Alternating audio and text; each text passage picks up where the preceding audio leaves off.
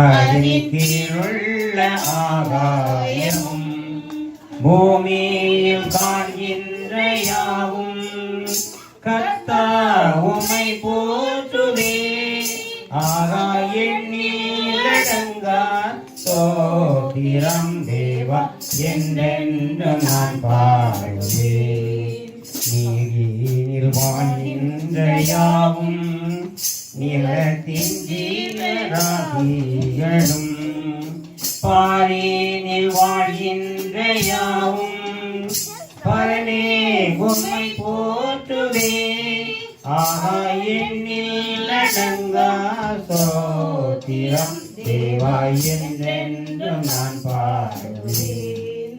வாழ வயதுள்ளோர் யாரும் மீனும் வயதால் மோதிந்தோர்களும் பாலகத்தம் வாயினாலும் பாடி உமை போற்றுவே.